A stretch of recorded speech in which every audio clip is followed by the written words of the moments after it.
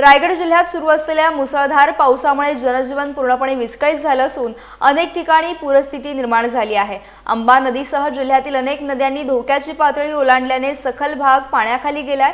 नागोठणे परिसरात 2005च्या महापुराची पुनरावृत्ती झाल्याची भावना स्थानिक नागरिकांनी व्यक्त केली आहे। घरांमध्ये आणि दुकानांमध्ये पुराचे पाणी शिरल्याने मोठ्या प्रमाणात नुकसान झाले असून वेळेत मदत किंवा मार्गदर्शन मिळाले नसल्याची खंत नागरिकांनी व्यक्त केली। तसेच अशा गंभीर परिस्थितीत लोकप्रतिनिधी, आमदार, खासदार आणि प्रशासन फिरकले नसल्याचा आरोप देखील नागरिकांनी केलाय। दरम्यान मंत्री भरत गोगावले यांनी मुंबई-गोवा राष्ट्रीय महामार्गावर अडकलेल्या प्रवासी आणि वाहन चालकांची भेट घेऊन त्यांची विचारपूस केली। मुंबई-गोवा राष्ट्रीय महामार्गावरील अनेक ठिकाणी पाणी साचल्याने वाहतूक प्रभावित झाली असून वाहनांच्या लांब रांगा लागल्या।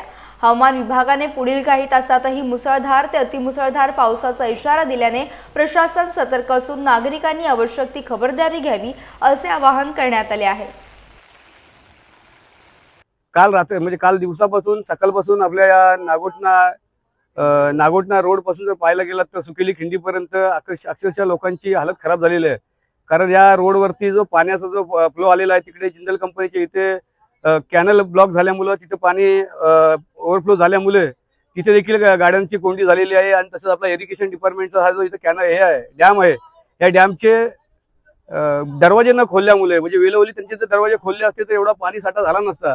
आज पाण्यामुळे इथल्या लोकांना या ट्रॅफिक लोकांना त्रास होत आहे आणि पूर्ण हा रस्ता जाम झालेला आहे कालपासून। आपण मदत कार्य कसं करता? आता आम्ही तिथे जिंदलमध्ये जो पाणी ब्लॉक झाला होता तर जिंदलची जी वॉल होती ती प्रोटेक्शन वॉल तोडण्याचं काम केलं आहे, जेणेकरून तो पाणी आहे तो पाणी कंपनीच्या आतमध्ये कसा जाईल आणि रोड कसा खाली होईल यासाठी आम्ही कालपासून प्रयत्न करत होतो। आज तिथला पाणी कमी झालेला आहे और आज हमारे पुरखों से लेके यहाँ तक 100 साल तक हम लोग ज्यादा हो गए, 120 साल हो गए यहाँ पर रहते हैं।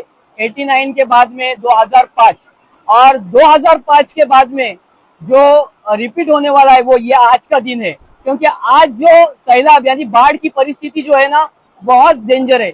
ये डेंजर सिचुएशन इतनी खराब हो सकती है।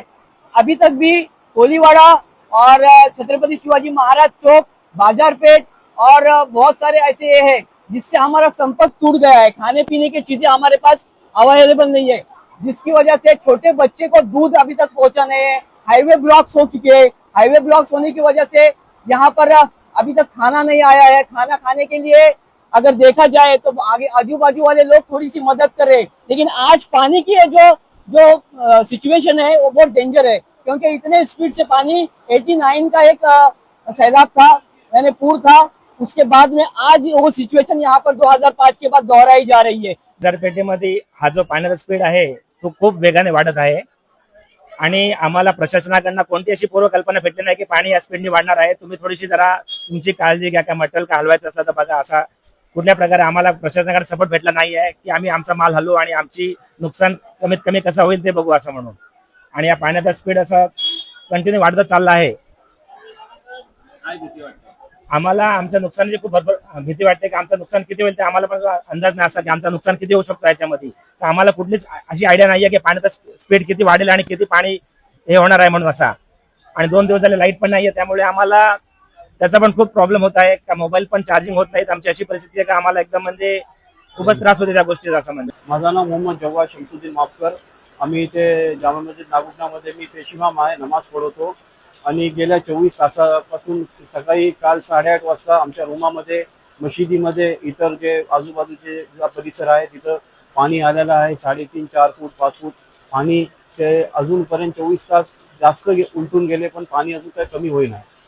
नहीं, इसके बारे में तो कुछ अभी फिलहाल हम कह ही नहीं सकते हैं, क्योंकि हमको ही नहीं मालूम है कि हमारा क्या होने वाला है, यहाँ के लोगों की क्या परिस्थिति होने वाली है, ये कोई नहीं बता सकता है। क्योंकि माहौल इतना बुरा हो गया है और पानी भी इतना ऊपर बहुत ज्यादा गिर रहा है, उसकी वजह से कुछ समझ में नहीं आ रहा है।